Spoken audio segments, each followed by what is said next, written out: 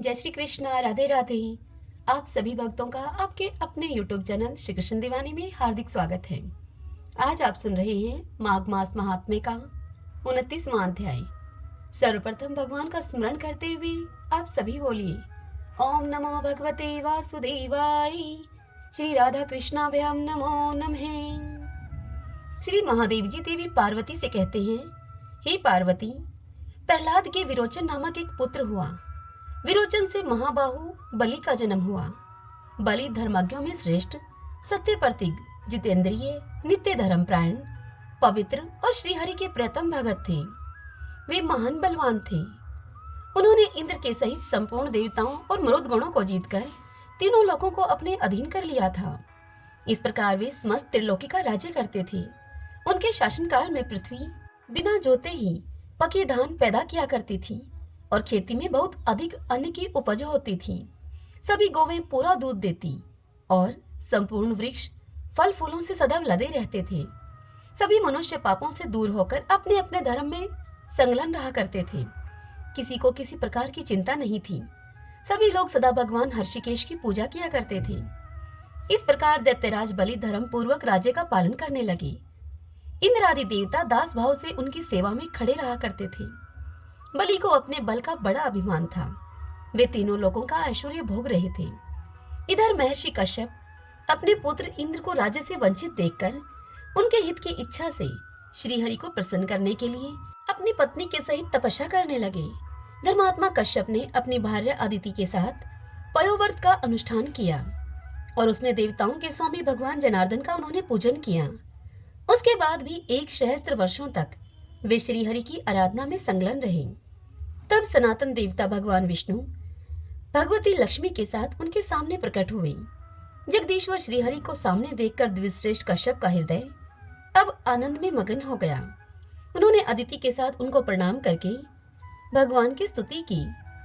तब भगवान उनसे बोले, हे विप्रवर, तुम्हारा कल्याण हो। तुमने भक्ति पूर्वक मेरी पूजा की है, इससे मैं बहुत ही संतुष्ट हूँ। तुम मुझसे कोई वरदान मांगो, मैं तुम्हारा सभी मनोरथ पूर्ण करूंगा।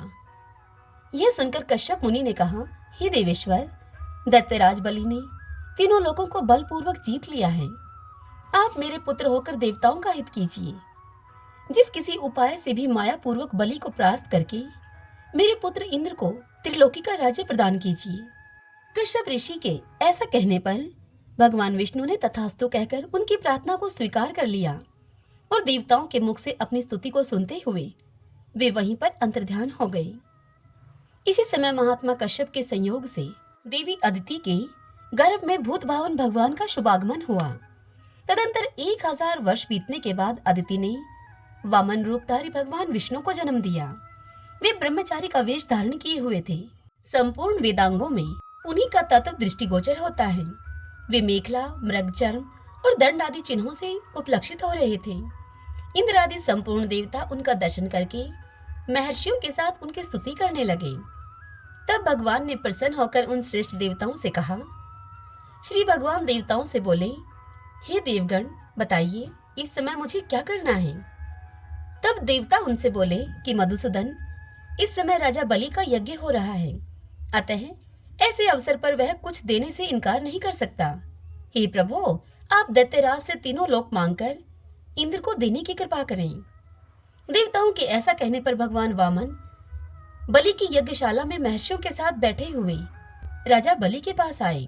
ब्रह्मचारी को अपने द्वार पर आया हुआ देखकर दैत्यराज बलि सहसा यज्ञ स्थान से उठकर खड़े हो गए और मुस्कुराते हुए उनसे बोले, अभ्यागत सदा विष्णु का ही स्वरूप है, अतः आप साक्षात विष्णु ही यहाँ पर पधारे हैं।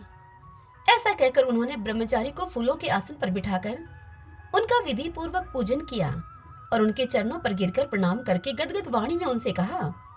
बलि बोले, हे विप्रवर, आपका पूजन करके आज मैं धन्य और कृतार्थ हो गया। मेरा जीवन सफल हो गया। कहिए, मैं आपका कौन सा प्रिय कार्य करूं। हे द्विश्रेष्ठ, आप जिस वस्तु को पाने के उद्देश्य से मेरे पास पधारे हैं, उसे आप शीघ्र बताइए, मैं वह वस्तु आपको अवश्य दूंगा। इतना सुनकर बलि के मुख से वामन जी उसे बोले, हे महाराज, मुझे 3 पग भूमि दे दीजिए, क्योंकि भूमि दान सभी दानों में श्रेष्ठ है जो भूमि का दान करता है और जो उस दान को ग्रहण करता है, वे दोनों ही पुण्य आत्मा हैं। वे दोनों अवश्य ही स्वर्गगामी होते हैं। अतः आप मुझे 3 पग भूमि का दान कीजिए। यह सुनकर राजा बलि ने प्रसन्नता पूर्वक उनसे कहा कि बहुत अच्छा। तत्पश्चात राजा बलि ने विधि पूर्वक भूमि का दान करने का विचार किया। दैत्यराज को ऐसा करते हुए देखकर उनके पुरोहित शुक्राचार्य बलि से बोले, हे राजन, ये साक्षात परमेश्वर विष्णु हैं।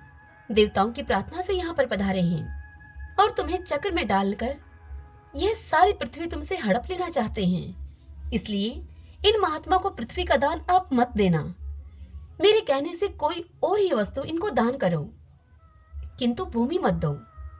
यह सुनकर राजा बलि हंस पड़े और धैर्यपूर्वक अपने गुरु से बोले, हे ब्राह्मण, मैं यह सारा पुण्यदान भगवान वासुदेव की प्रसन्नता के लिए ही करूंगा। इसलिए यदि स्वयं विष्णु ही यहाँ पर पधारे हैं, तब तो आज मैं धन्य हो गया। उनके लिए तो आज मुझे यह परम सुखमय जीवन तक उन्हें दे डालने में कोई संकोच नहीं होगा। अतः इन ब्राह्मण देवता को आज मैं तीनों लोकों का भी निश्चय ही दान कर दूंगा। ऐसा कहकर राजा बलि ने बड़ी भक्ति के साथ वामन रूपधारी उन ब्राह्मण के दोनों चरण पखारे और फिर अपने हाथ में जल लेकर विधि पूर्वक भूमि दान का संकल्प किया। दान दे, नमस्कार करके दक्षिणा रूप से धन दिया और प्रसन्न होकर उनसे कहा, हे ब्राह्मण, आज आपको भूमि दान देकर मैं अपने को धन्य और कृत्य कृत्य मानता हूँ। आप अपने इच्छा के अनुसार इस पृथ्वी को ग्रहण कीजिए। यह सुनकर भगवान विष्णु ने दैत्यराज बलि से कहा, हे राजन, मैं तुम्हारे सामने ही अब पृथ्वी को नापता हूँ। ऐसा कहकर परमेश्वर ने वामन ब्रह्मचारी का रूप त्याग दिया और अपना विराट रूप धारण करके इस पृथ्वी को ले लिया। समुद्र, पर्वत, द्वीप, देवता, असुर और मनुष्यों का सहित इस पृथ्वी का विस्तार 50 कोटि योजन है, किंतु उसे भगवान मधुसूदन ने एक ही पैर से नाप लिया। फिर दैत्यराज से कहा, हे राजन, अब मैं क्या करूं? भगवान का वह विराट रूप महान तेजस्वी था और महात्मा ऋषियों तथा देवताओं के हित के लिए प्रकट हुआ था। मैं अर्थात कथा सुनाते हुए भगवान शंकर कहते हैं कि मैं तथा ब्रह्मा जी भी भगवान के उस विराट रूप को नहीं देख सकते थे। भगवान का वह पग सारी पृथ्वी को लांघकर 100 योजन तक आगे बढ़ गया। उस समय सनातन भगवान ने दैत्यराज बलि को दिव्य चक्षु प्रदान किया और उन्हें अपने स्वरूप का दर्शन करवाया।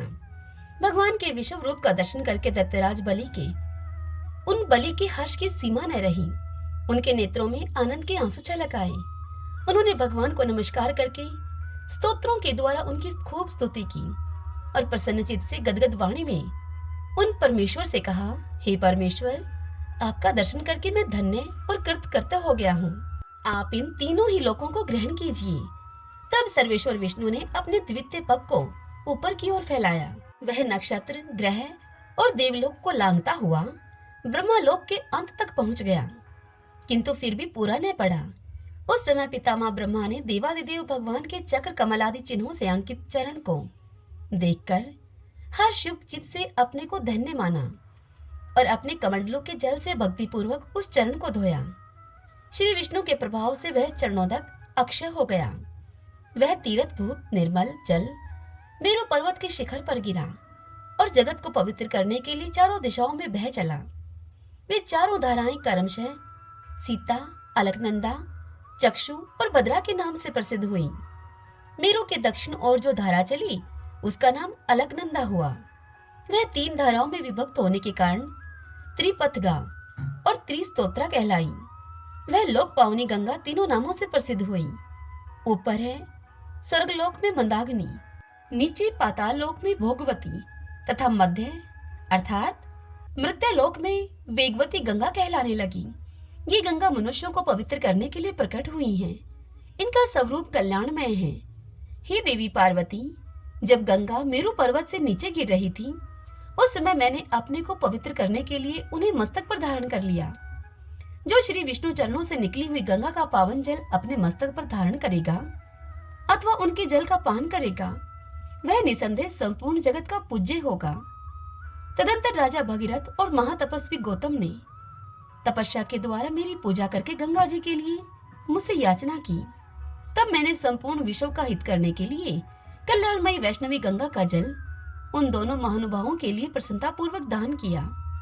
महर्षि गौतम जिन गंगा को लेकर गए वे गौतमी अर्थात गोदावरी कही गई हैं, और राजा भगीरथ ने जिनको भूमि पर उतारा वे भगीरथी गंगा के नाम से प्रसिद्ध हुई। यह मैंने प्रसंगवश तुमसे गंगा जी के प्रादुर्भाव की उत्तम कथा सुनाई है। तदंतर भक्त वत्सल भगवान नारायण ने दैत्यराज बलि को रसातल का उत्तम लोक प्रदान किया और उन्हें सब दानवों, नागों तथा जल जंतुओं का कलप भर के लिए राजा बना दिया। इस प्रकार कश्यप नंदन वामन का वेश धारण करके अविनाशी भगवान विष्णु ने बलि से तीनों लोक लेकर उन्हें प्रसन्नता पूर्वक इंद्र को दे दिया। तब देवता, गंधर्व और परम तेजस्वी ऋषियों ने दिव्य स्तोत्रों से भगवान का सत्वन और पूजन किया। तत्पश्चात अपना विराट रूप समेटकर भगवान अच्युत वहीं पर अंतर्ध्यान हो गए। हे देवी पार्वती, इस तरह प्रभावशाली श्री विष्णु ने इंद्र की रक्षा की। इंद्र ने उनकी कृपा से तीनों लोकों का महान ऐश्वर्य प्राप्त किया। हे शुभे, यह मैंने तुमसे वामन अवतार के वैभव का वर्णन किया है। श्रीमन नारायण नारायण हरि हरि, भजमन नारायण नारायण हरि हरि। श्री महादेव जी देवी पार्वती से कहते हैं, हे पार्वती, अब मैं भव बंधन से छुटकारा पाने के साधनभूत श्रीमद् भगवत गीता के 14वें अध्याय का महात्म्य तुमसे बतलाता हूँ। तुम ध्यान देकर सुनो। सिंघल द्वीप में विक्रम बेताल नाम का एक राजा था, जो सिंह के समान पराक्रमी और कलाओं का भंडार था। एक दिन वे राजा शिकार खेलने के लिए उत्सुक होकर राजकुमारों के सहित 2 कुतियों के साथ वन में गए। वहां पहुंचने पर उन्होंने तीव्र गति से भागते हुए खरगोश के पीछे अपनी कुतिया छोड़ दी। उस समय सभी प्राणियों के देखते ही देखते खरगोश इस प्रकार से भागने लगा मानो कि कहीं वह उड़ गया हो। दौड़ते दौड़ते बहुत अधिक थक जाने के कारण वह खरगोश एक बड़ी खंदक में जा गिरा।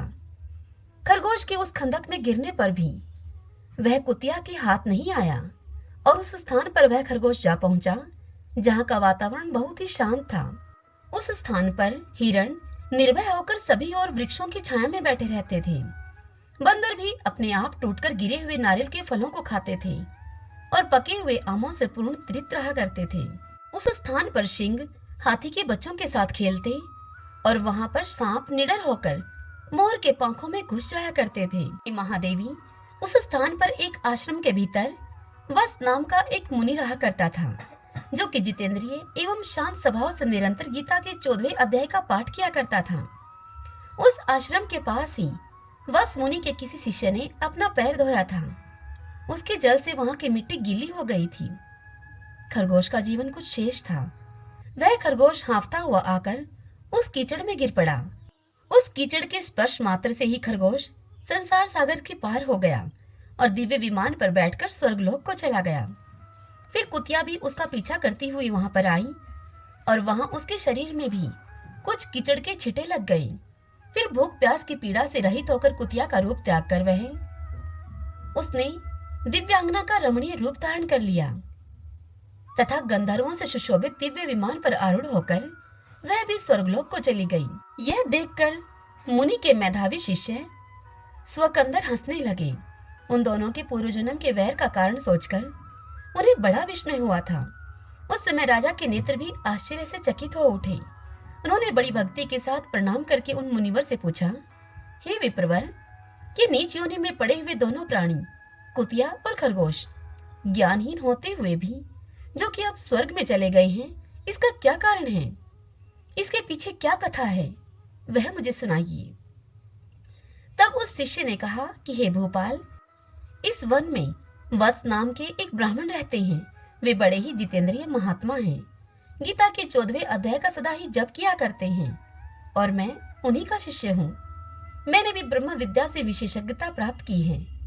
गुरु जी की भांति मैं भी 14वें अध्याय का प्रतिदिन जप करता हूँ। मेरे पैर धोने के जल में लौटने के कारण यह खरगोश उस कुतिया के साथ ही स्वर्गलोक को प्राप्त हुआ है। अब मैं आपको अपने हंसने का कारण बताता हूँ। महाराष्ट्र में प्रत्युदक नामक महान नगर है। वहाँ केशव नाम का एक ब्राह्मण रहता था, जो कि कपटी मनुष्यों में अग्रगण्य था। उसकी स्त्री का नाम था विलोभना। वह स्त्री स्वच्छंद विहार करने वाली थी। इससे क्रोध में आकर जन्म भर के वैर को याद करके उस ब्राह्मण ने अपनी स्त्री का वध कर डाला और उसी पाप से उसको खरगोश की योनि में जन्म मिला। वह ब्राह्मणी भी अपने पाप कर्मों के कारण ही कुतिया हुई। श्री महादेव जी इस कथा को सुनाते हुए देवी पार्वती से आगे कहते हैं, हे पार्वती, यह सारी कथा सुनकर श्रद्धालु राजा ने गीता के 14वें अध्याय का पाठ अब आरंभ कर दिया। इससे उन्हें परम गति की प्राप्ति हुई। श्रीमन्नारायण नारायण हरि हरि, भजमन नारायण नारायण हरि हरि। आशा करती हूँ आज की यह कथा आपको पसंद आई होगी। यदि ऐसा हो, मेरा यह प्रयास सफल हो, तो इस वीडियो को आप लाइक करें और कमेंट बॉक्स में ओम नमो भगवते वासुदेवाय लिखें। और यदि आप हमारे चैनल पर पहली बार आए हैं, मुझे आपने पहली बार सुना है, तो आप हमारे इस चैनल श्री कृष्ण दीवानी को सब्सक्राइब कर लीजिए। बेल आइकन का बटन भी दबा लीजिएगा ताकि आपको समय से सभी नए वीडियोस के नोटिफिकेशन मिल सके। हरे कृष्णा।